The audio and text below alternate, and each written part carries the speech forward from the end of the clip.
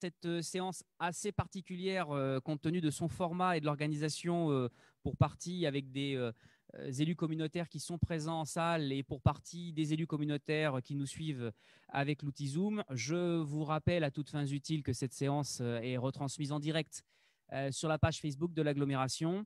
Alors, on va procéder maintenant à l'appel de chacun des membres. Alors, je vous rappelle, mesdames et messieurs qui nous suivez sur Zoom, enfin qui participaient plutôt sur Zoom, que votre micro est par défaut désactivé. Je vous demanderai de bien vouloir, à l'appel de votre nom, le réactiver pour pouvoir eh bien, vous signaler et ensuite de bien vouloir le couper pour qu'on puisse ne pas avoir de son qui puisse venir perturber la séance. Et puis, une fois que j'aurai procédé à l'appel des membres, eh bien, nous pourrons passer à l'ordre du jour. Alors, pour la commune d'Abbéville-la-Rivière, Éric Meyer. Présent. Merci. Pour la commune d'Angerville, Johan Mittelosser. Présent. Pour la commune Angerville toujours, Madame Sabourin-Michel. Présente. Monsieur Dominique Vaury, donc présent en salle. Merci. Madame Ambrosio Tadi. Madame Ambrosio Tadi. Non. Pour la commune d'Arancourt, Monsieur Denis Yanou. Non. J'ai peut-être sa suppléante, Madame Virginie Cornet. Non plus. Pour la commune d'Auton-la-Plaine, Monsieur Nicolas André. Non. Sa suppléante, Madame Evelyne Mignon. Présent, Nicolas André, mon micro n'était pas. Merci, bien noté. Patricia Ambrosio Tadi présente aussi. Merci, bien noté également. La commune de Blandy, Monsieur Cyril Rossel. Non. Sa suppléante, Madame Bénèche. Non plus. Commune de Bois-Herpin, Madame Evelyne Touéman. Présente. Merci Evelyne. Boissy-la-Rivière, Monsieur Dominique Leroux. Présent en salle. Merci. Boissy-le-Sec, Monsieur Frédéric Goupil. Présent. Merci. Boutervilliers, Monsieur Marc Herman. Présent en salle. Commune de Bouville, Monsieur Michel Morichon. Présent. Merci. La commune de Brière-les-Cellés, Monsieur Michel Roulant est absent excusé et a donné pouvoir à Monsieur Bernard Dionnet. Pour la commune de Brouy, Monsieur Jean-Louis Chandelier. Non. Sa suppléante, Madame Chancelier. Non plus. Châlons-Saint-Marc, Monsieur Xavier Guillaumard. Présent. Merci. Châlons-Moulineux, Madame Geneviève Menlet. Présente en salle. Merci. Champmoteux, Monsieur Jérôme Desnoux. Alors Jérôme, je te vois, mais ton micro est éteint. Si tu pouvais activer ton micro. Bon, Jérôme, je te laisserai activer ton micro et intervenir quand il le sera, parce que j'ai besoin de t'entendre. Présent, Champmoteux. Merci. Châtillonville, Monsieur Christian Thierry. Présent. Merci. Angerville-Thionville, Monsieur Thierry Guérin. Présent. Bien noté. Pour la commune d'Étampes, Monsieur Franck Cohen. Monsieur Pierre Cognet.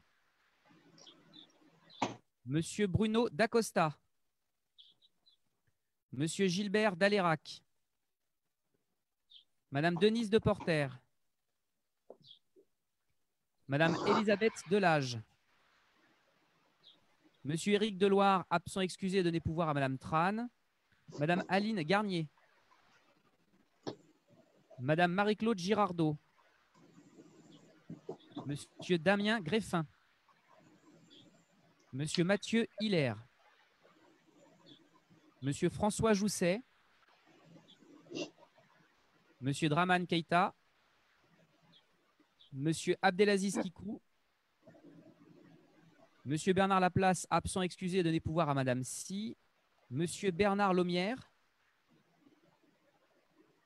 Monsieur Patrick Lebel.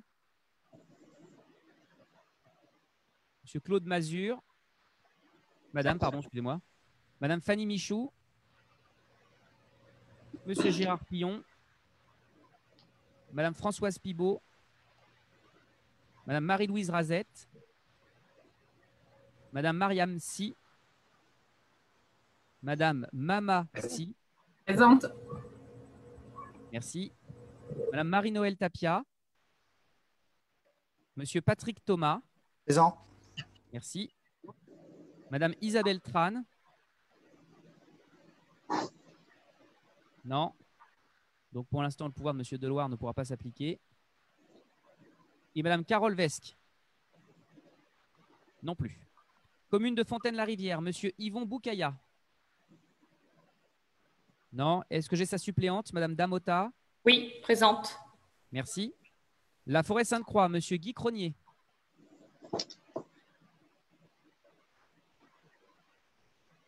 Non, j'ai pas Monsieur Guy Cronier. Est-ce que j'ai sa suppléante, Madame Brigitte Touraquet?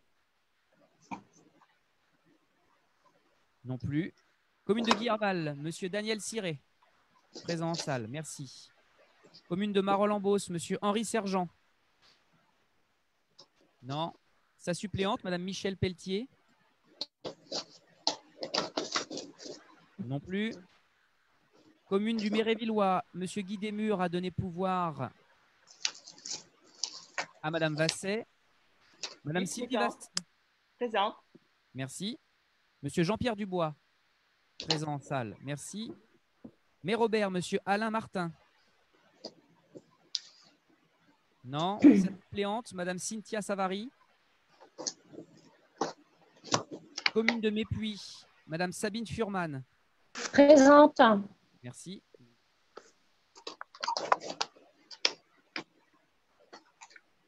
La commune de Morigny-Champigny. Excusez-moi, je rattrape la suite. Alors, non, Monerville, pardon. Madame Angelina Dardenne. Non. La suppléante, Madame Monsieur Cyril Koudamanou, pardon. Présent. Madame Dardenne va nous rejoindre plus tard. D'accord. En attendant, donc c'est vous qui la représenterez et quand elle nous rejoindra, donc vous n'aurez plus la faculté de voter. Pour la commune de Morigny-Champigny, donc Monsieur Bernard Dionnet. Que je n'ai pas entendu, que je vois. Il faudrait qu'il active son micro.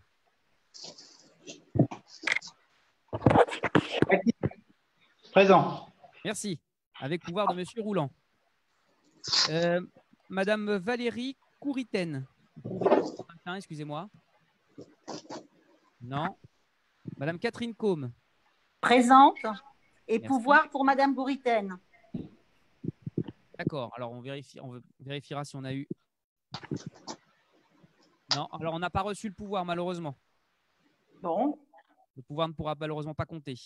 J'ai également Monsieur Jérôme Lenoir. Présent. Merci. Et Monsieur Laurent S.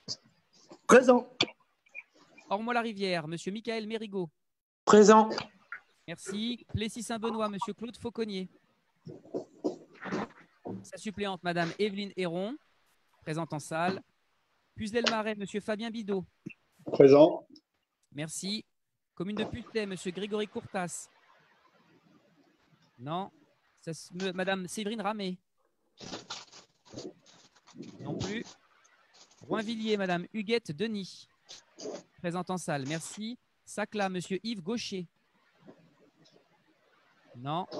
Madame Florence Aniche. Non plus. Commune de Saint-Cyr-la-Rivière, Madame Christelle Deloison. Présente en salle. Merci. Commune de Saint-Escobie, Monsieur Yves Villatte. Non. C'est Yves que j'ai entendu dire présent. Oui, c'est moi. Merci. Saint-Hilaire, Monsieur Stéphane Demeule-Muster. Je crois qu'il était connecté. Stéphane? Non. Bon. Son suppléant, Monsieur Thierry Lahaye? Non plus. Commune de Valpuiseau, Monsieur Jean Pertuis. Présent en salle. Nous avons également, même s'ils ne peuvent pas prendre part au vote, Monsieur Jean-Claude Revaux en tant que vice-président en charge des finances. Et ce qui me donne donc 1, 2, 3. Alors, ai-je oublié quelqu'un? Guy Cronier est arrivé. Ah. Lundi présent au CICL. Alors, attendez, parce que si vous parlez tous en même temps. Donc, j'ai la Forêt-Sainte-Croix, Monsieur Cronier. Et qui d'autre également? Blandy, Rosset Cyril, présent. Blandy, merci. Pucet, Grégory Courtas, présent. Donc, c'est bon. Arancourt aussi. Arancourt, Virginie. Arancourt, Cornet. Madame Cornet, parfait. Oui. Et j'ai du coup oublié. J'ai eu Pusset, Grégory Courtas. Présent. Merci Grégory. C'est vous qui avez mes pages, parce que alors, comme je n'ai pas toutes mes pages, c'est vous qui avez Pusset. Bien, vous avez noté Grégory.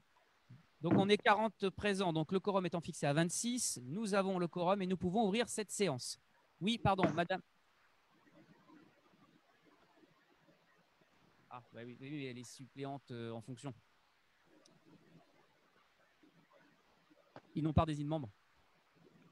Donc, l'ordre du jour, on peut passer à l'ordre du jour. Donc, le premier point concerne les modalités qui régissent cette séance, encore une fois bien particulière, compte tenu du contexte sanitaire que nous traversons. Alors, vous savez que nous nous réunissons aujourd'hui en raison de la dissociation entre les dates butoirs pour l'approbation des taux qui est fixée au 3 juillet, alors que le législateur a prévu, compte tenu de l'état d'urgence sanitaire, que nous pouvions adopter nos budgets jusqu'au 31 juillet.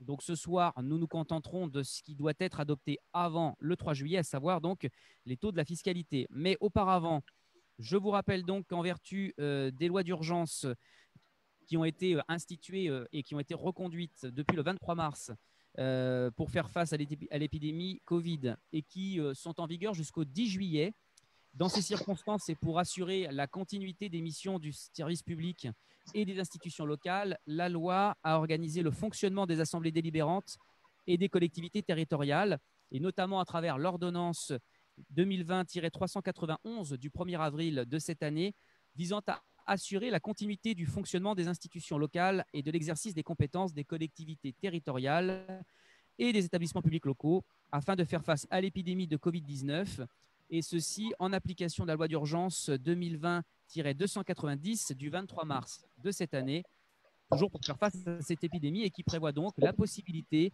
de réunir notre conseil communautaire par mode de visioconférence.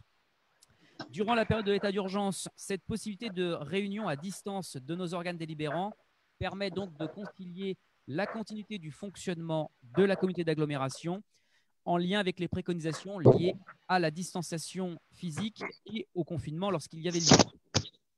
L'article 6 de l'ordonnance précise à cet égard que doivent être déterminées donc par délibération et au cours de la première séance de réunion de conseil communautaire les modalités du scrutin, d'identification des participants et d'enregistrement et de conservation des débats avec le mode de fonctionnement. Alors on doit avoir des micros qui restent allumés. Ces modalités sont donc détaillées dans la délibération qui vous avait été jointe et dont je vous rappelle les principaux éléments. Il faut pouvoir procéder à l'identification des participants grâce à l'appel nominatif, ce que nous venons de faire à l'instant. Le quorum est donc fixé dans le cadre de la loi d'urgence à 1/3 des membres en exercice.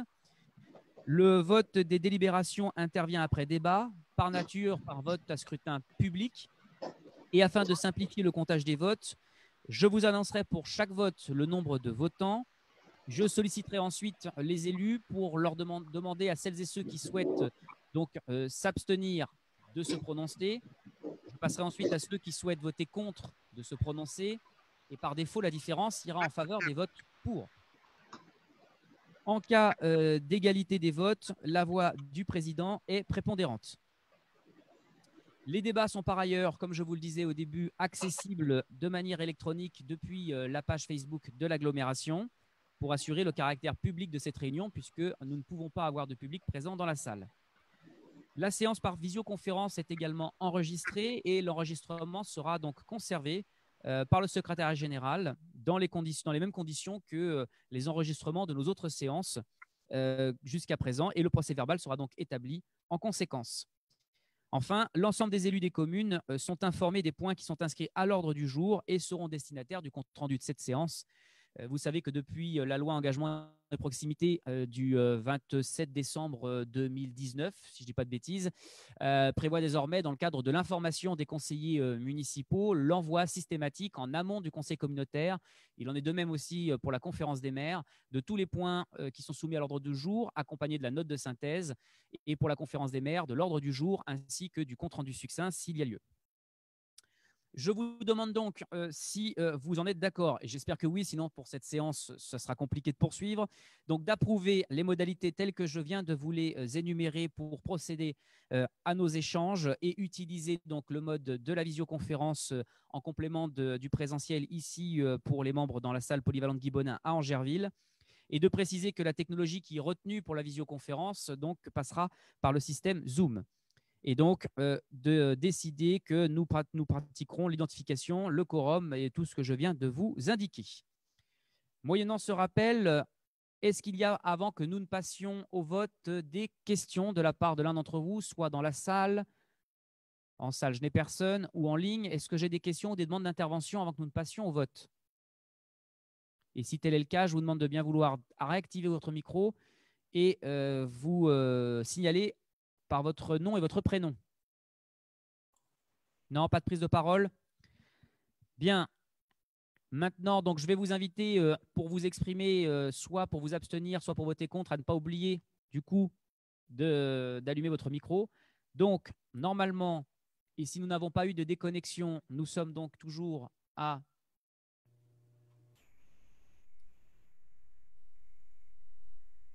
On est à combien? On est à 30…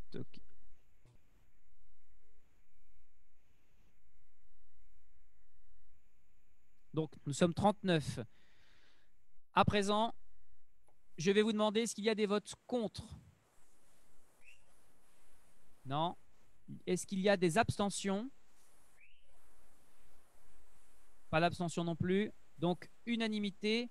Le point régissant l'organisation de cette séance et éventuellement d'autres à l'avenir, mais on ne se le souhaite pas en cas de récidive du contexte sanitaire, est donc approuvé.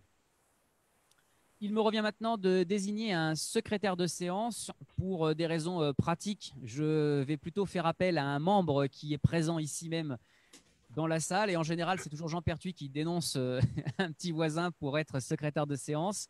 Donc, je crois que Dominique Leroux semble vouloir être candidat. Est-ce que dans la salle, il y a d'autres candidats aux fonctions de secrétaire de séance? Non. Bien. Mesdames et messieurs, et également vous en ligne, je vous propose donc de désigner M. Dominique Leroux en qualité de secrétaire de séance. Est-ce qu'il y a des votes contre? Non. Des abstentions? Aucun contre en salle ni en ligne et aucune abstention ni en salle ni en ligne. Donc, unanimité, M. Dominique Leroux est désigné secrétaire de séance. Mes félicitations. Il nous revient maintenant donc à approuver le procès-verbal de la séance du 4 février dernier. Je me demande s'il ne doit pas être approuvé par les élus qui étaient alors en fonction. Donc, néanmoins, ça ne changera pas grand-chose. Est-ce qu'il y a surtout des observations ou des remarques par rapport à ce procès-verbal? Il n'en est pas en salle. Est-ce qu'il y en a en ligne? Non. Moi, je veux bien en faire une, c'est juste pour savoir si ça fonctionne. Alors, je veux bien juste, comme je l'ai rappelé, commencer l'intervention par votre prénom et votre nom, s'il vous plaît. Grégory Courtas, Pusset, je m'abstiens, mais non, c'est juste pour savoir si ça fonctionne. Voilà, simplement. Donc oui, ça fonctionne, Monsieur Courtas. Donc, vous vous abstenez sur le procès-verbal? Non, non, pas du tout. Non. Bien, merci. Donc, est-ce qu'il y a des votes contre? Non. Des abstentions? Non, ni en salle, ni en ligne. Donc, unanimité, le procès-verbal est donc adopté. Les décisions du président, donc comme à l'accoutumée, il vous a été envoyé donc l'ensemble des décisions que j'ai eu l'occasion de prendre et donc dont la plus ancienne remonte au 22 janvier dernier et la plus récente au 8 juin, sachant que pour les parties, les décisions qui concernent l'ordonnance du 1er avril, on y reviendra après plus en détail. Donc, sur les décisions d'ordre général, est-ce qu'il y a des questions? Pas de questions. Donc, comme c'est qu'une lecture, je le passe. Vous aviez également la lecture des décisions du bureau. Vous aviez donc trois aides communautaires et une délibération pour la cession d'un lot. Est-ce qu'il y a des interventions ou des questions en salle ou en ligne? Je n'en vois pas. Nous en arrivons maintenant à l'examen des délégations et des décisions du président, et ce, en application de l'ordonnance du 1er avril 2020, ordonnance numéro 2020-391. Donc, ça va faire redondance et je m'en excuse avec l'introduction de cette séance. Comme il vous l'était rappelé, dans le cadre de la loi numéro 2020-290 du 23 mars 2020 et l'état d'urgence qui a donc été instauré. Il y a une ordonnance qui a été prise le 1er avril et qui vise à assurer la continuité du fonctionnement des institutions locales et de l'exercice des compétences des collectivités territoriales et des établissements publics locaux pour permettre de continuer notre activité et de dessiner les principes d'organisation des institutions locales durant la période d'état d'urgence.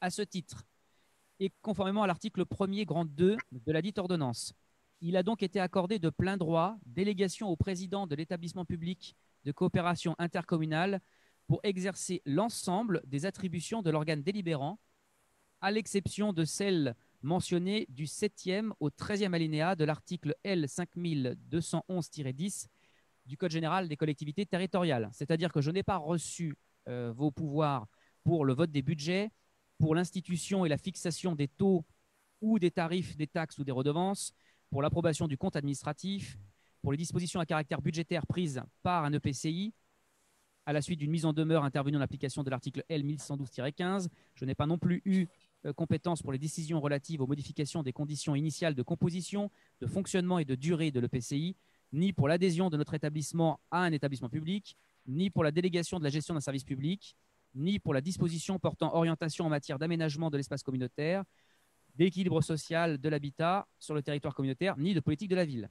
Mais pour tout le reste, j'ai reçu donc l'intégralité des compétences exercées par l'organe délibérant.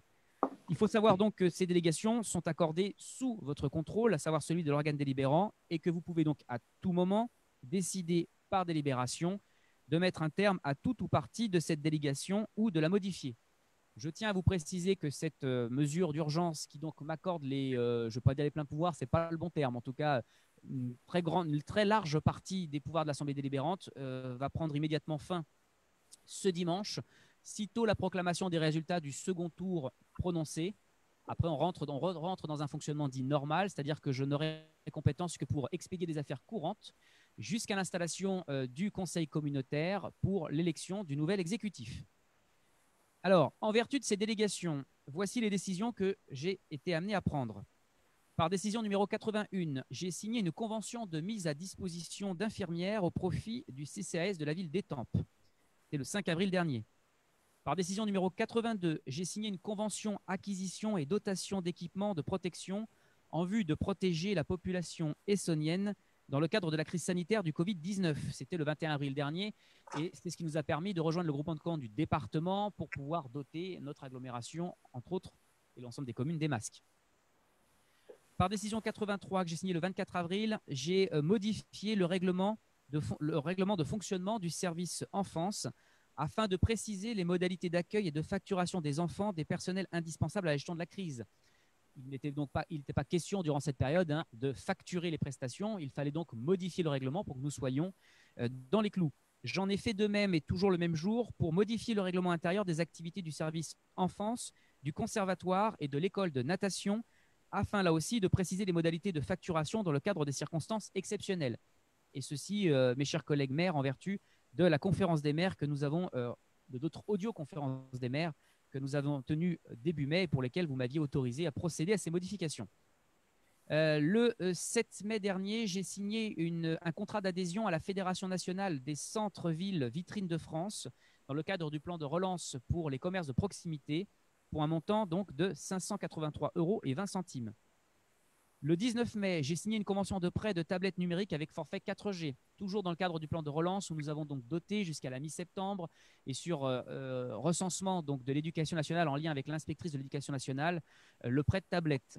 Je vous précise que ces tablettes nous ont coûté 233,80 € l'unité, plus 30 € de protection par tablette, multiplié par 87 tablettes, ce qui donne donc une dépense totale en TTC de 28 177 €, auxquels s'ajoutent 7 € par mois et par puce pour la 4G.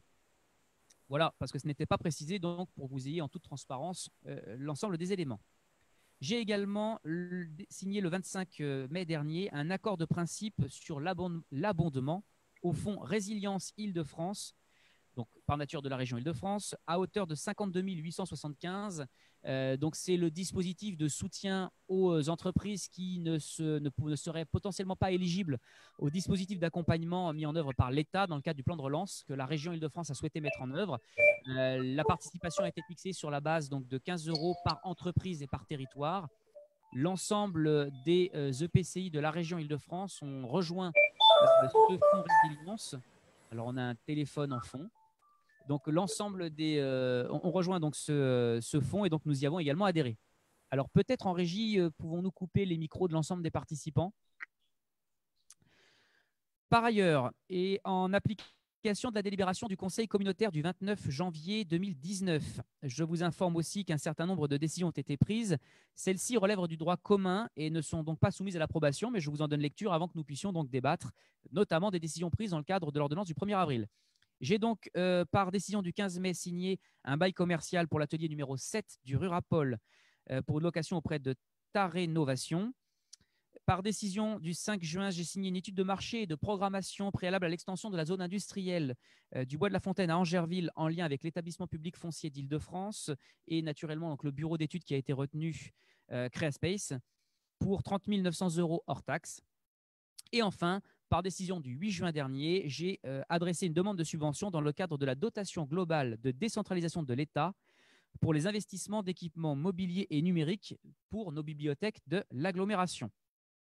Voici pour cette présentation, mes chers collègues, et notamment donc pour les 4, 5, 6, 7 décisions que j'ai prises dans le cadre de l'état d'urgence et de l'ordonnance du 1er avril et pour lesquelles donc, eh bien, je vous demande vos observations, vos remarques, vos objections, s'il y en a, et donc je vous laisse la parole,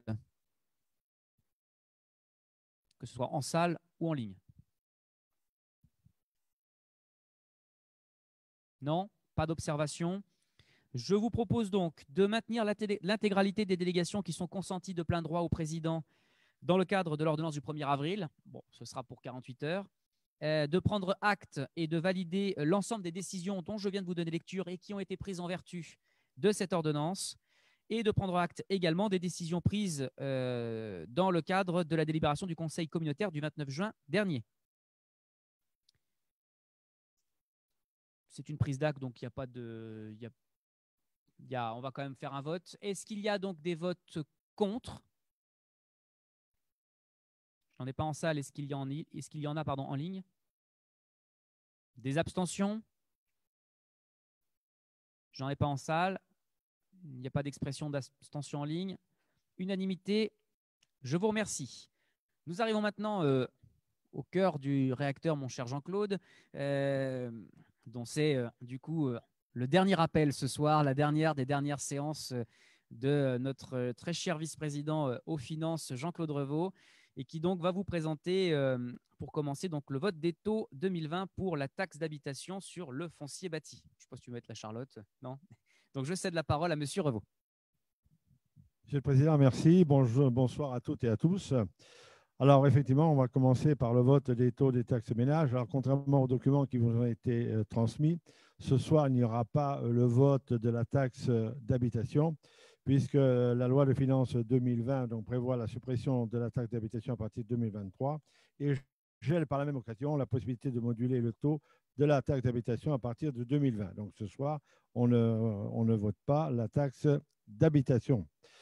Afin d'assurer l'équilibre budgétaire 2019 sans augmentation des taux, donc il vous est proposé de maintenir les taux d'imposition de 2019 sur la taxe sur le foncier bâti au taux de 3,25 et sur la taxe sur le foncier non bâti au taux de 2,16, ce qui ferait un produit total pour les deux taxes de 2 431 042. Je vais repasser la parole à Monsieur le Président pour la mise au vote. Merci. Donc, nous avons depuis ce point l'entrée de Madame Isabelle Tran en séance, si elle veut bien se manifester. Parce que si je ne peux pas l'entendre se manifester, je ne pourrais pas la considérer comme présente. Madame Tran, êtes-vous présente? Oui, présente. Merci. Donc, du coup, avec votre pouvoir. Et on me signalait également la présence de Monsieur Gaucher. Monsieur Gaucher, est-ce que vous pouvez vous faire entendre, s'il vous plaît? en activant votre micro pour que je puisse vous considérer présent avant que nous ne passions au vote. Non. Donc, ce qui me donne un nombre de votants à hauteur de… Plus les deux que je viens de vous donner, c'est combien, Victor, avec le précédent on était? Je suis présent. Ah, merci, monsieur Gaucher. Parfait. Donc 43. Donc ça veut dire 43 votants. On va y arriver, excusez-nous, c'est quand même beaucoup plus complexe que quand vous êtes tous présents en salle. Donc pour les 43 votants, nous allons donc pouvoir maintenant passer au vote des taux 2020 donc sur la taxe du foncier bâti, comme vous l'a rappelé monsieur Revaux, ainsi que la taxe sur le foncier non bâti, et non plus la taxe d'habitation, telle que cela vous a été rappelé en vertu donc des taux qui vous ont été indiqués. Est-ce qu'il y a à cet égard donc des observations, des prises de parole au préalable? Pas de prise de parole au préalable. Donc, de toute façon, nous maintenons les taux. Hein. Est-ce qu'il y a maintenant des votes? Y a-t-il des abstentions? Je n'ai pas d'abstention en salle. Est-ce qu'il y a une abstention en ligne ou des abstentions? Non. Y a-t-il des votes contre? Je n'ai pas de vote contre en salle. Est-ce qu'il y en a en ligne? Non plus. Eh bien, unanimité. Le point numéro 3 est donc approuvé. Nous passons maintenant au vote du taux pour la contribution foncière des entreprises et je recède la parole à monsieur Revaux. Alors, il vous est proposé ce soir de maintenir le taux de la CFE à 29,38, sachant qu'on aurait la possibilité effectivement d'utiliser les taux qui avaient été mis en réserve, comme je l'ai expliqué lors de la conférence des maires, qui représente 1,93, qui correspond à 1,31 mis en réserve en 2019, 0,42 en 2018 et 0,20 en 2017. Mais par soutien envers les entreprises de notre territoire, dans un contexte que tout le monde sait très difficile, il vous est proposé ce soir de maintenir le taux de la CFE à 29,38%, comme il était en 2018 et en 2019. Monsieur le Président. Bien, merci. Est-ce qu'il y a préalablement donc, au vote des observations donc, sur le maintien de la CFE telle que M. Revaux vient de vous la présenter donc, à hauteur de 29,38%? Pas de prise de parole ni en salle ni en ligne? Non. On est donc toujours à 43 votants. Je vous propose donc de passer au vote. Est-ce qu'il y a des votes contre? Pas de vote contre en salle. Des votes contre en ligne? Non plus. Des abstentions? Ni en salle. En ligne? Pas d'abstention. La différence donc pour le oui, soit l'unanimité. Je vous remercie. Le point numéro 4 est adopté. Nous en passons maintenant au vote des taux 2020 pour les taxes d'ordures ménagères par zone. Et donc, je cède la parole à M. Revaux. Merci. Alors, comme vous le savez, notre CA, effectivement, a la compétence traitement des OM. Elle traite en direct pour la commune d'Étampes. Sinon, tout est détaché dans des syndicats. Dans la commune, donc, il y a des communes adhérentes au SICTOM de l'Uroport, qui est maintenant le CIREDOM, hein, qui a fusionné avec le CIREDOM, qui concerne Auton-la-Plaine, Châtillonville, Mérobert, Plessis-Saint-Benoît, Saint-Escobille. La commune adhérente du SITOMAP, c'est le Mérévillois. Hein, et les communes soumises à la TOMI sur le territoire de la CA. Donc, il y a le SICTOM d'Ono pour Angerville et le CIRTOM du Sud francilien pour Blandy, Bois-Herpin, Bouville, La Forêt-Sainte-Croix, Marolles-en-Beauce, Mépuy, Puisé-le-Marais, Roinvilliers, Belpuiseau et Brouilly. Comme vous verrez, c'est fractionné pour ceux qui sont en TOMI, puisqu'il y a une part fixe qui est assise sur l'assiette du foncier et la part variable, ce qu'on appelle la part incitative. Le cèdre, ce soir, nous n'en parlerons pas, puisque le cèdre est en réomis et la grille est votée vers le mois d'octobre-novembre. Elle a été votée donc en 2019, en novembre 2019, applicable en 2020. Donc ce soir, on n'en parle pas.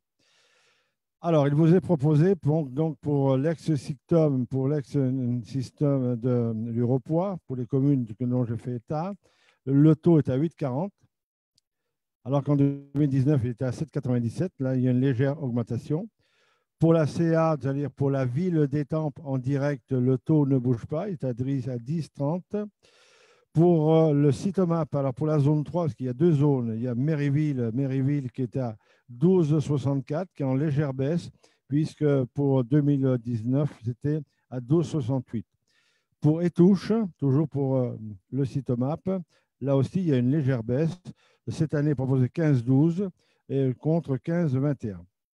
Alors, le Cyctome d'Ono, comme je vous l'ai dit, là, il y a deux parts. C'est pour Angerville, il y a la part fixe et la part variable. Je vous donne le taux déjà pour la part fixe qui est à 9,01. Donc là aussi, il y a une baisse, 9,27 en 2019. Le Cirtum, la part fixe est à 9,97 alors qu'elle était à 7,98 donc en 2019. Voilà sur ces, donc, les deux hausses que l'on constate, c'est en fait sur le Cyrédum et le Cirtum, qui est lié, comme chacun sait, à la hausse des tarifs par le Cyrédum, notamment de la part fixe.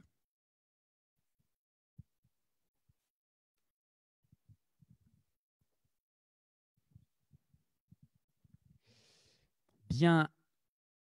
Alors peut-être, on va peut-être vous remettre du coup à l'écran les chiffres pour que vous puissiez bien les avoir et bien les voir. Donc voici les taux et notamment les évolutions à la hausse ou à la baisse tels qu'ils vous sont présentés en fonction donc des différents périmètres. Est-ce qu'il y a à cet égard des interventions ou des questions préalablement au vote? Je n'en ai pas en salle et visiblement, je n'en ai pas en ligne non plus. Je vous propose donc que nous puissions passer au vote sur la base de nos 43 votants, donc 39 plus nos pouvoirs, pardon, les 4 pouvoirs. Est-ce qu'il y a donc des votes contre? Les votes des taux tels qu'ils vous ont été indiqués? Non. Ni en salle ni en ligne. Abstention? Je n'en vois pas dans la salle et je ne semble pas en entendre en ligne.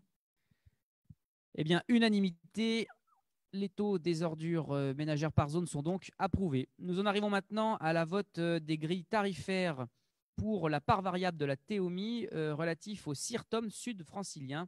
Je recède la parole à M. Revaux.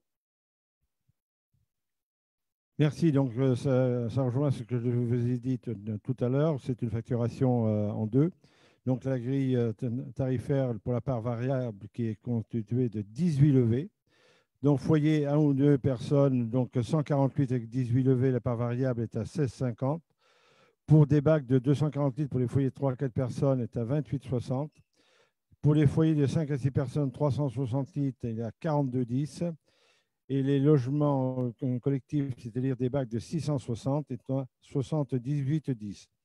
Les levées supplémentaires pour les mêmes volumes, donc 140 litres, 3,40, 240, 5,80, 360, 8,60 et pour les 660, 15,80 €. Il y a aussi donc une collecte de sacs prépayés, c'est des rouleaux de 20 sacs de 50 litres qui sont disponibles donc dans les mairies. L'achat de sacs prépayés par rouleau est à 5 € et le traitement des déchets collectés en sacs prépayés par rouleau est à 10 €. Merci beaucoup. Est-ce qu'il y a des interrogations ou des questions ou interventions d'ailleurs sur la fixation de cette grille tarifaire s'agissant de la TEOMI pour le Cirtum sud francilien? Vous avez les chiffres donc à votre écran. Donc, pas d'intervention. Je vous propose donc de passer au vote. Est-ce qu'il y a des votes contre? Je n'en ai pas en salle et je ne semble pas en entendre en ligne. Des abstentions? Aucune en salle. Pas d'expression en ligne. Unanimité. Le point numéro 6 est donc approuvé. Nous en arrivons maintenant au point suivant, toujours sur des grilles tarifaires de part variable, mais cette fois-ci pour le périmètre relatif au Cyctum de la région d'Ono. Et je recède la parole à M. Revaux. Alors, les différents forfaits. Donc, je fais un comparatif entre 2019 et 2020. En 120 litres pour 26 levées, en 2019, c'était 62 €. En 2020, donc, les levées ont baissé puisqu'on descend à 20 levées. mais c'est à 40 €, donc c'est moins cher que l'année 2019. Les 240 litres de 114 € en 2019 passent à 73 € pour 2020. Les 360, 166 €, ils passent à 107 €. Et pour les 660 litres, donc 296 €, là, pour les vins levés, il est à 191. En ce qui concerne les levées supplémentaires, là aussi, on note une baisse, pas pour les 120 litres, puisqu'ils sont au même tarif, à 2 €. Par contre, les 240 litres passent de 4 € à 3 €. Les 366 pour cette année, c'est à 5 €. Et les 660, 11 € en 2019 et 9 € en 2020. Là, c'est les levées supplémentaires quand on a dépassé les 20 levées fixées donc pour l'année 2020. Voilà, Monsieur le Président, je vais terminer. Merci, Monsieur Revaux. Est-ce qu'il y a donc sur la fixation de cette eau, de ces grilles tarifaires sur la part variable pour le système de la région d'Ono, des questions ou des interventions préalablement au vote? Oui, j'ai Madame Menley. Alors, Madame Menley, du coup, je vais vous donner, parce qu'il y en avait un normalement qui était prévu, mais il n'est pas là, je vais vous donner mon micro pour qu'on puisse vous entendre. Attendez, le micro arrive.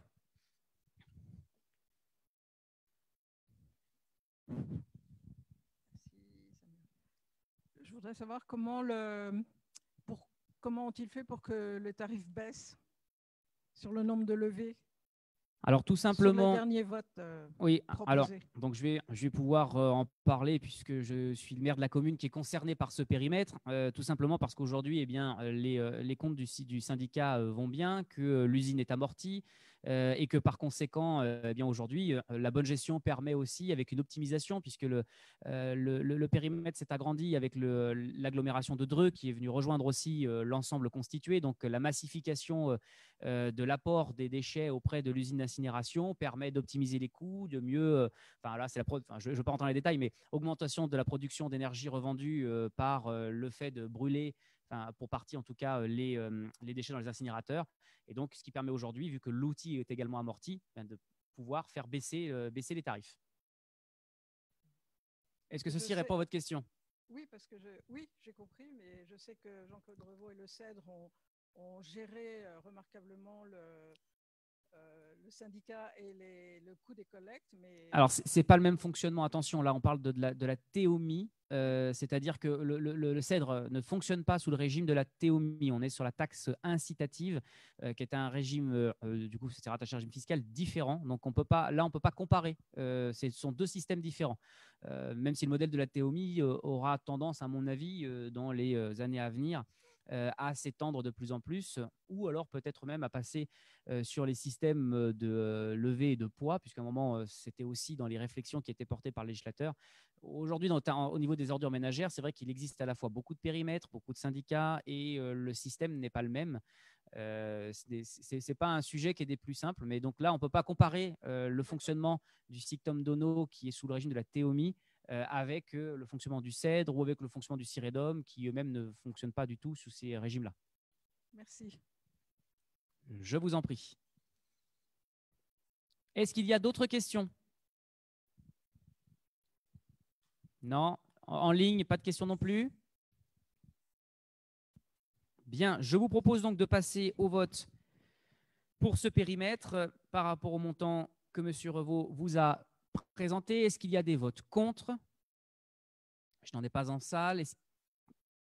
Il ne semblerait pas qu'il s'en exprime en ligne. Nous sommes toujours sur nos 43 votants, avec les pouvoirs compris. Est-ce qu'il y a des abstentions?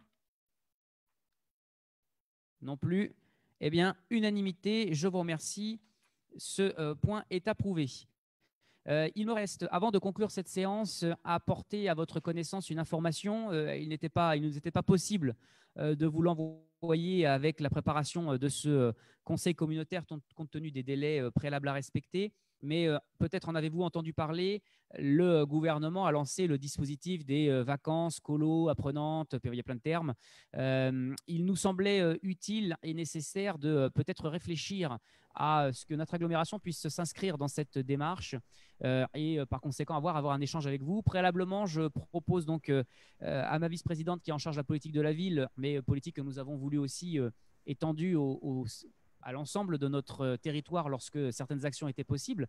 Et en l'occurrence, les vacances apprenantes concernent les territoires quartiers dits politiques de la ville, mais aussi les territoires ruraux. Donc, il y a un double intérêt pour nous d'avoir cette discussion ce soir. Et donc, je propose à Madame Sy de vous faire une présentation. On l'a abordé quelque peu avant-hier soir, j'en perds la mémoire maintenant, avant-hier soir lors de notre conférence des maires pour les maires, mais il faut aussi que les conseillers communautaires présents pour cette séance aient le même niveau d'information pour qu'on puisse échanger sur l'opportunité pour notre agglomération de rejoindre, à l'instar d'autres collectivités, alors communes ou parfois EPCI, ce dispositif. Madame Sy, si vous êtes bien présente, et je crois que vous l'êtes, je vous propose d'activer votre micro. Vous m'entendez bien. Voilà, parfait, puis on vous voit. Bien, je vous laisse la parole. Merci, bonsoir à tous. Donc, Monsieur le Président, chers collègues, donc, dans le cadre du plan vacances, l'État a mis en place ce dispositif avec 4 visées. L'école buissonnière, l'école ouverte, les colos apprenantes et aussi une aide aux collectivités pour les centres sans hébergement.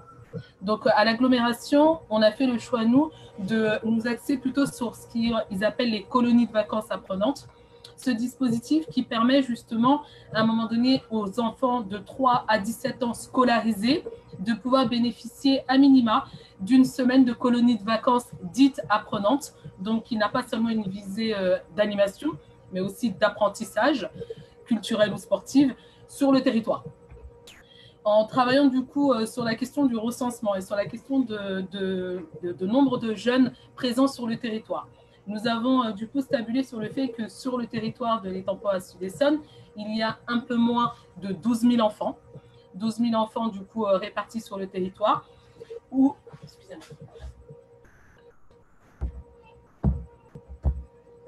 m'entendez? Je crois avoir un problème de connexion. Oui, on t'entend parfaitement. Voilà.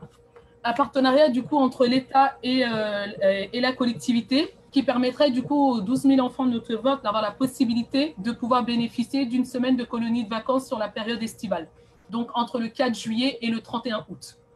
Comment ça fonctionne? L'État accorde une aide à hauteur de 80% du coût du financement du coût de la colonie de vacances pour un enfant, donc 400 € maximum par semaine et par enfant. Donc l'idée est de proposer que l'agglomération puisse prendre en charge les 20% restants et que du coup nous puissions proposer à l'ensemble des familles de notre territoire de pouvoir bénéficier de ce dispositif. À quoi ça sert les colonies apprenantes? Au-delà de l'aspect à proprement dit vacances, c'est vraiment pour être dans la continuité pédagogique que nous avons souhaité mettre en place au sein de l'agglomération.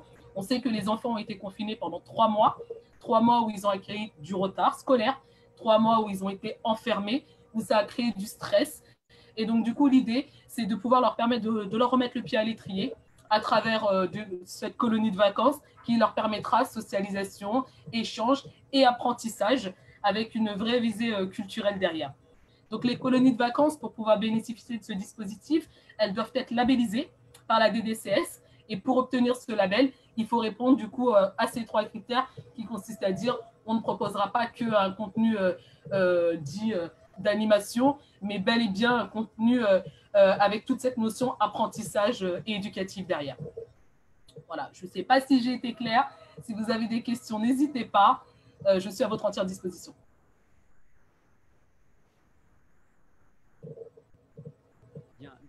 Merci. Alors, je crois qu'on a un petit son écho. Le son est horrible. Quelques instants.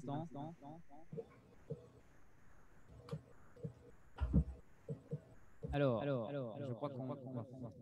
C'est Madame Sy. C'est bon? Non. Donc, alors normalement, ça doit être bon. Non, ça. Là, vous devez m'entendre en salle, mais je ne sais pas si vous m'entendez en ligne, du coup. On a un petit problème technique, mais ça va revenir. Donc, vous m'entendez tous correctement ou pas? Non. Oui, je vois à vos mots et à vos réactions que ça n'a pas l'air d'être ça. Peut-être qu'il faudrait désactiver la fenêtre de Madame Sy dans le live principal. C'est peut-être ça qui peut créer éventuellement une interférence. Alors, je vais tenter en parallèle, même si, et je m'en excuse, la qualité du son n'est pas top, donc de vous dire que ce dispositif des vacances apprenantes, c'est l'opportunité sur notre territoire et pour l'ensemble des familles, 12 000 enfants sur le territoire, de bénéficier de ce dispositif que l'État souhaite très largement accompagner et soutenir financièrement. Alors, il faudrait monter le son parce qu'on n'entend pas. En fait. Jugez opportun ce dispositif, comment pourrait-il fonctionner? Puisqu'on a beaucoup réfléchi pour simplifier. L'enjeu, ce serait donc si vous en êtes d'accord, dans le cadre de l'ordonnance du 1er avril, je pourrais signer la décision qui nous permet de conventionner avec l'État. Et on indiquerait donc dans les jours à venir à la fois au grand public la mise en œuvre de cette possibilité ainsi qu'aux mairies pour leur expliquer la démarche. Je simplifie. Les familles pourront donc au choix soit s'inscrire directement en ligne auprès des colonies qui sont donc labellisées. Les colonies que nous allons donc… Je ne sais pas les autres, mais on n'entend plus. Alors c'est vraiment très mal. Ils ont baissé le son là, mais… En fait, je crois qu'il faudrait à la régie enlever la fenêtre contextuelle qui est liée avec la principale. C'est mieux là, on entend. Alors, je tente de poursuivre. Donc, je disais, les familles pourront soit s'inscrire en ligne auprès des organismes que nous aurons contactés, et donc chaque organisme ensuite enverra à l'agglomération comme une sorte de devis que nous accepterons en lien grâce à la convention que nous signerons en parallèle avec l'État. Donc, c'est l'agglomération qui fera l'avance de 100% de la semaine de vacances. On estime aujourd'hui qu'une semaine de vacances dans ce type de colonie apprenante, ça avoisine les 500 à 550 euros par enfant pour une semaine, donc avec une prise en charge jusqu'à hauteur de 400 euros par l'État, ce qui vous permet de juger à peu près du delta de l'agglomération. Ensuite, on fera faire le remboursement auprès de l'État et donc les 20% à peu près restants à charge seront pour l'agglomération. L'enjeu, ce sera donc soit cette inscription en ligne, soit que les familles, notamment celles qui peuvent avoir parfois des difficultés avec l'outil numérique, puissent, en lien avec les mairies qui l'accepteront, aller dans les mairies pour justement remplir les dossiers d'inscription. Donc, c'est pour ça qu'on va vous envoyer, si vous acceptez justement cette opportunité, une fiche un petit peu mode d'emploi pour que vous puissiez accompagner au mieux les familles qui viendraient dans vos services pour bénéficier de ces colos apprenantes. Et donc ensuite, c'est le principe d'une colonie. À partir du moment où l'inscription est validée, les familles auront l'information avec le point de départ qui peut être organisé, c'est souvent le cas à Paris ou à d'autres lieux. Ensuite, libre aux communes en fonction du nombre d'enfants qu'elles pourront avoir et de leurs moyens aussi, soit de mettre en œuvre le moyen de transport, soit les familles peuvent emmener directement les enfants. Je le dis parce que peut-être la question pourrait être posée. Mais c'est vrai que c'est une opportunité pour pouvoir accompagner à la fois sur les quartiers petits de la ville, mais comme dans les secteurs ruraux, des enfants qui peut-être n'auraient pas la possibilité, et surtout dans un dispositif bien particulier, puisque vous l'avez compris, tel que Madame Si vous l'a rappelé, il y a une portée pédagogique. Ce ne sont pas simplement des vacances, c'est avant tout des vacances faites pour se détendre, mais l'État, et c'est pour ça qu'on trouve, et que c'est à titre donc exceptionnel, cette année le dispositif intéressant, a voulu y apporter une notion d'accompagnement pédagogique, de soutien, dans la mesure où ces derniers mois, on a quand même constaté, alors à des échelles différentes en fonction de nos communes et de nos territoires, mais un décrochage scolaire important qui vraisemblablement pourra, et en fonction justement du niveau scolaire des élèves, laisser des traces aussi pour la prochaine rentrée. Donc, c'est une opportunité qui peut être offerte à certaines familles de rejoindre ces colos apprenantes. Voilà. Alors, en espérant qu'entre-temps, pour vous, la qualité, pour vous qui êtes en ligne, la qualité sonore soit meilleure et que j'ai été, je l'espère, le plus concis et précis possible. Et donc maintenant, j'ouvre au débat, à vos avis, à vos opinions sur cette opportunité et peut-être à des questions complémentaires auxquelles nous n'aurions pas répondu. Et je pense que Madame Si se tient également en parallèle à votre disposition pour y répondre. Voilà. Est-ce qu'il y a des questions ou des observations? Petite question, est-ce que je peux juste avoir le prénom et le nom, s'il vous plaît? Sandra Damota, de la Fontaine-la-Rivière. Est-ce que tous les enfants pourront en bénéficier, peu importe les conditions de revenus, ou y a-t-il un financement différent selon les revenus des parents? Madame Si, j'allais vous le proposer. Alors, au départ, l'État a mis en place ce dispositif pour les personnes effectivement avec des critères sociaux. Nous avons souhaité élargir, nous, la possibilité justement à l'ensemble des administrés de manière volontaire. C'est-à-dire que seront prioritaires, d'après les critères de l'État, les personnes monoparentales ayant un faible revenu, etc. Nous concernant, on ne réduira pas. Il est hors de question de restreindre justement l'accès et la possibilité aux familles de pouvoir inscrire leur enfant. Est-ce que ça a répondu à votre question, madame? Oui, ça répond à ma question. Juste petit complément, est-ce que du coup, pour les parents avec les revenus un peu plus élevés, ils auront la prise en charge de la communauté, enfin de l'agglo, mais la partie de l'État, justement, du coup, ils ne pourront pas en bénéficier. Ce sera oui, complément, parce qu'en fait, c'est pour ça qu'ils ont mis prioritairement. C'est-à-dire que l'idée de l'État aujourd'hui, c'est de faire partir entre 200 et 250 000 enfants sur l'ensemble du territoire. Dans ces 200 et 250 000, ils partaient du principe qu'il fallait forcément mettre des critères pour pouvoir permettre au plus grand nombre d'en bénéficier. Cela ne veut pas dire que les autres ne peuvent pas y prétendre. Donc, dans tous les cas, la partie État sera financée, sachant que la convention entre l'État et l'agglo arrive à la fin. Donc, en gros, pour pouvoir être remboursé de cette hauteur de 80%, il faut juste inscrire l'enfant sur l'une des communes qui est labellisée, qui a obtenu le label colonie apprenante. Pas des communes, hein, des colos. Oui, des colos qui sont labellisés. Voilà. Ok, merci. Je vous en prie. Michel Moruchon-Bouville. Oui, Michel. Pour les délais de date, est-ce qu'on a des dates butoirs, je dirais, pour réserver, je dirais, pour avoir une place? La colonie, sur la période, c'est du 4 juillet au 31 août. Nous, on n'a pas encore lancé au niveau de la communication parce qu'on souhaitait savoir, c'était est-ce que du coup, l'ensemble de l'agglomération était partie prenante? Parce que c'est vrai que si on partait du principe où ça concernait seulement la politique de la ville, seule la commune centre, c'est-à-dire Étampes, était concernée. Or, ce n'était pas du tout la volonté de l'agglomération que de réduire ce dispositif à Étampes. Et donc, on a préféré nous prendre un peu plus de temps, prendre le temps du conseil de ce soir et de travailler le projet en profondeur pour en faire bénéficier l'ensemble de l'agglomération. Et donc, si ce soir, on est tous d'accord sur le fait que l'ensemble des communes, en tout cas, souhaitent proposer à leurs administrés respectifs la possibilité d'intégrer les colonies, on aura jusqu'au 31 août pour pouvoir faire les inscriptions. C'est-à-dire il nous restera à peu près 2 mois, les 2 mois de la période estivale. Et pour compléter ces propos, l'agglomération, donc on prévoit, si effectivement l'opportunité vous agrée ce soir, de vous adresser les éléments pour considérer qu'on pourrait commencer les inscriptions à partir de mercredi prochain, le 1er juillet, ce qui nous laisse le temps, nous, entre ce soir et donc mercredi, de caler à la fois les éléments en termes de décision, mais aussi en termes de communication et de vous adresser aussi un petit peu la fiche méthode pour vos communes, que vous ne vous retrouviez pas dès lundi avec des demandes à la porte de votre mairie. Donc l'enjeu, il est quand même aussi de vous donner tous les éléments pour vous permettre de bien savoir quelles sont les colonies qui sont labellisées et comment on accompagne une famille à remplir un dossier. Hein. C'est de l'aide administrative, hein, de l'accompagnement. Mais l'enjeu, c'est qu'on vous donne quand même toutes les clés pour qu'on ne crée de difficultés chez personne. Et est-ce qu'il existe un flyer à diffuser pour les personnes, pour qu'ils soient au courant de ce dispositif? Alors, c'est justement complémentaire avec ce que j'évoquais à l'instant, c'est-à-dire que la communication de l'agglomération, vraisemblablement au grand public, commencera à partir de lundi. Et donc, on vous fournira également les éléments en parallèle.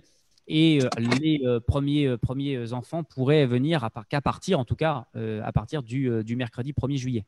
Avant, ça nous semble compliqué.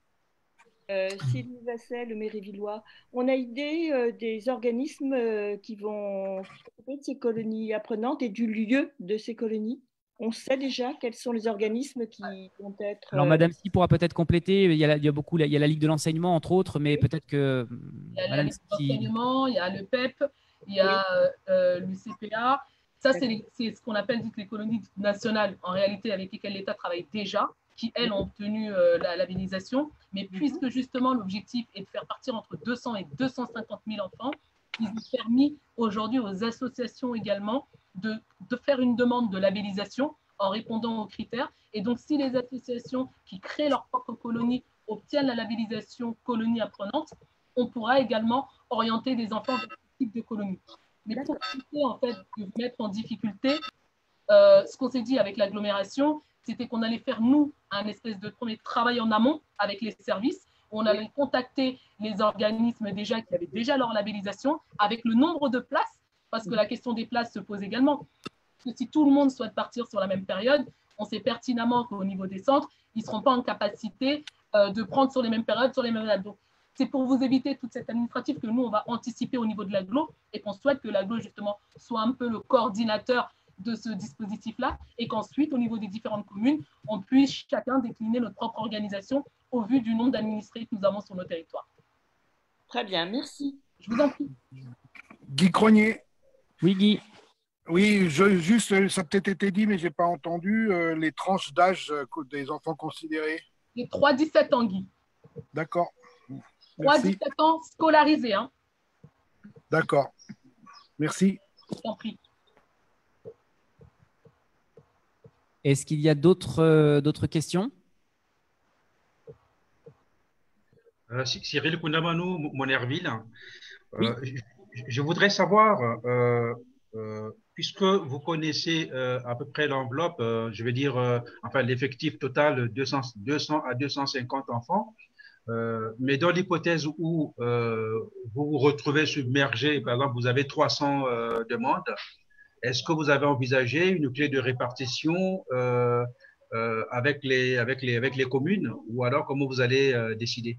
Alors, excusez-moi, monsieur, je crois que je n'ai pas été clair dans mon explication. Les 200 à 250 000, c'est l'objectif de l'État.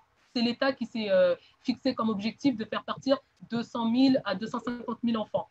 Nous, sur le territoire de l'Étampoi, au vu du recensement, on est à un peu moins de 12 000 enfants âgés de 3 à 17 ans. Sur la question des colonies, de toute manière, nous, aujourd'hui, on ne pourra pas créer. L'idée n'est pas de créer nos propres colonies et de faire partir les enfants dans les colos. C'est de les faire partir dans les colos existants. Là, c'est vraiment le travail de l'État et c'est ce qu'ils sont en train de mettre en place là, c'est de nous permettre justement un large panel de propositions entre les colonies et les institutions pour nous permettre d'avoir le maximum de places. Donc, dans tous les cas, c'est pour ça qu'ils vont labelliser à fond, hein, qu'on se le dise, ils vont labelliser pour permettre qu'on ait du choix. Donc, on ne pense pas qu'on se retrouvera... Enfin, il va être difficile pour nous, si on s'y prend tôt, suffisamment tôt, de se retrouver avec un grand nombre de demandes et pas la possibilité de leur faire de propositions sur les colos. Sachant que les familles auront la possibilité de s'inscrire par elles-mêmes. Donc, c'est déjà un gain de temps. Je ne sais pas si je vous ai répondu, monsieur. Oui, merci. Merci beaucoup. D'autres interventions?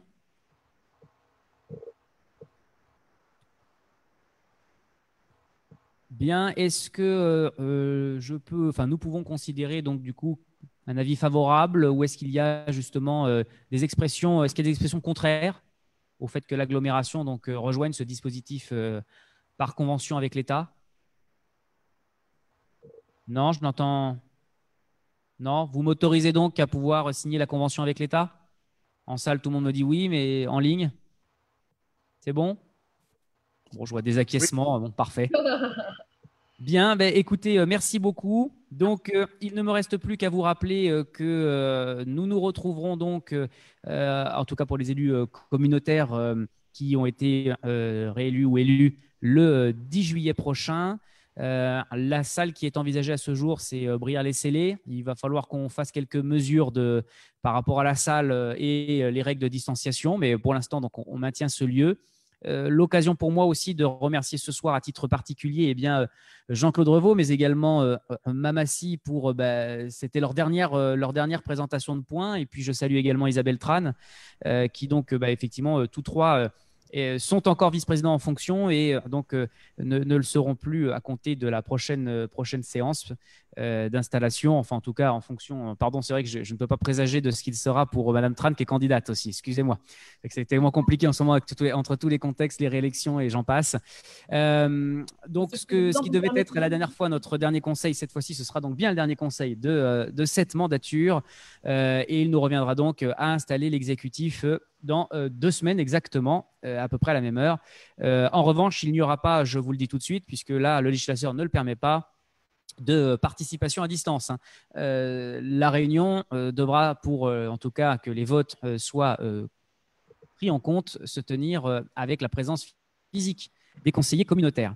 Je remercie toutes les personnes qui, de près ou de loin, ont participé à la réalisation de cette réunion, notamment la partie technique, qui était, autant vous dire, loin d'être évidente. Ce n'est pas simple de jongler entre une réunion où nous sommes, nous, dans cette salle et vous en Zoom, et où, en parallèle, il faut que nous diffusions l'ensemble sur Facebook en direct. Et donc, je remercie aussi l'ensemble des personnes qui ont suivi cette séance en direct, qui sera donc toujours accessible sur la page Facebook en différé et dans les jours à venir sur la page YouTube de l'agglomération. Et je crois en tout cas que c'est une formule qui, en termes de retransmission en direct et donc de transparence, de participation à la vie démocratique, semble être aussi un outil qu'il nous faudra certainement aborder les uns les autres pour envisager ou non le maintien dans le temps. Je vous remercie à toutes et à tous. Et s'il n'y a pas d'intervention particulière… Johan? Oui, Madame Si.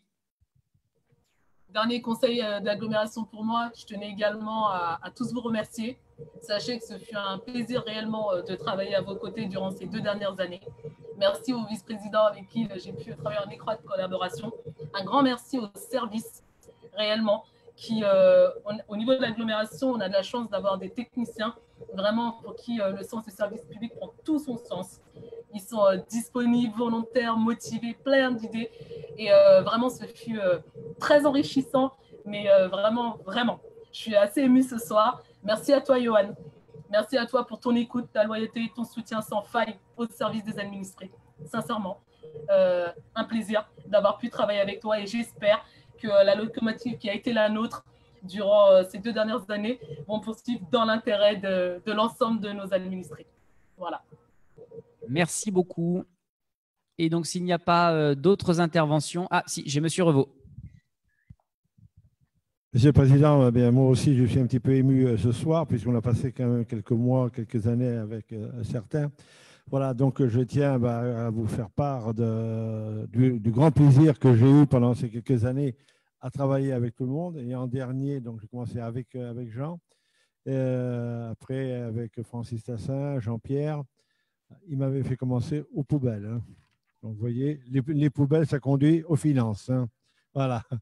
Donc, voilà. Donc, je suis depuis 2 ans maintenant avec toi, mon cher Johan, où je t'ai beaucoup apprécié pour ton dynamisme, pour ta franchise, pour un caractère bien trempé, une forte personnalité qui a fait qu'on a bien avancé. Et je tiens à le souligner. Je te souhaite de longues années à la CA. Et merci aussi à tous les services qui pendant toutes ces années ont été à mon écoute. Tous les agents, soit le DGS que je connais depuis quelques années, je ne vais pas dire que ça va le vieillir un peu, sinon. Voilà. Donc, qui ont toujours été à mon écoute, de bons conseils qui nous ont permis d'avancer. Donc, je souhaite longue vie à l'agglo et surtout une agglo actuelle, comme elle est actuellement, où il y a de l'amitié, où il y a surtout du travail, en laissant parfois les égos de côté. Pensons tout d'abord à nos administrés. Merci, Monsieur le Président. Johan, je voudrais bien ajouter un petit mot, s'il te plaît. Pardon, j'ai cru entendre une prise de… Isabelle. Oui, Madame Tran, je vous en prie. Oui.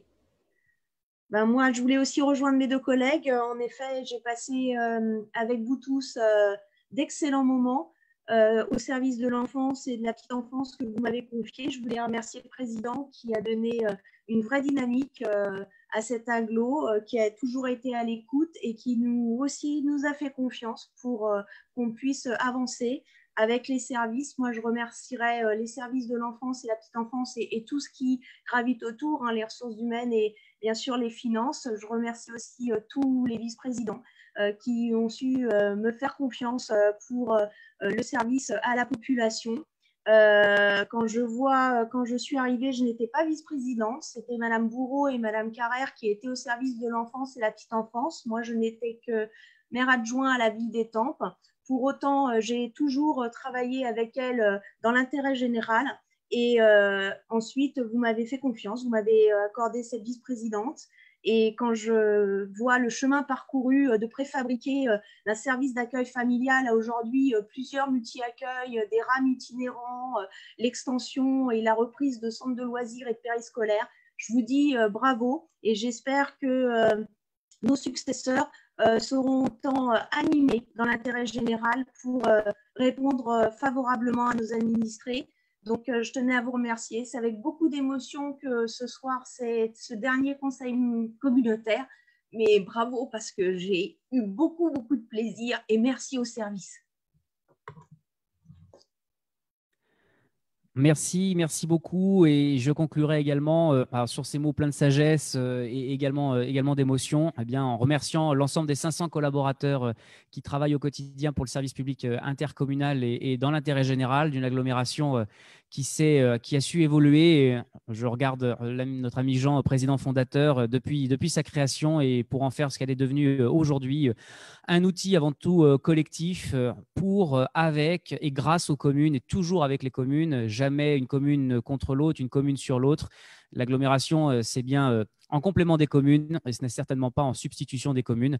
Et nous ne pouvons que toutes et tous, quel que soit l'avenir en tout cas, escompter que l'outil collectif que nous avons aujourd'hui entre nos mains continue de se développer dans l'intérêt de nos communes auxquelles nous sommes profondément attachés. L'ensemble des maires ne pourront que partager ces mots et également et avant tout dans l'intérêt des habitants qui constituent ce territoire, qui habitent ce territoire sur lequel nous vivons toutes et tous, dont nous sommes fiers, qui a beaucoup de talent, beaucoup d'ambition et qui a besoin d'être accompagné avec l'énergie du collectif.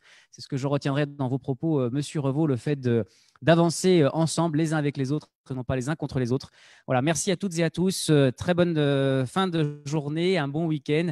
Bon courage aussi pour celles et ceux qui se soumettent au scrutin dans les 48 prochaines heures. Et rendez-vous quoi qu'il arrive de toute façon pour la séance d'installation du conseil communautaire. Et merci à celles et ceux qui ont été conseillers communautaires et qui par choix ou parce que l'élection parfois en aura décidé autrement, se seront pleinement investis durant ces 6 années dans l'ambiance que nous avons connue et à laquelle nous sommes profondément attachés. Merci à toutes et à tous. Bonne soirée.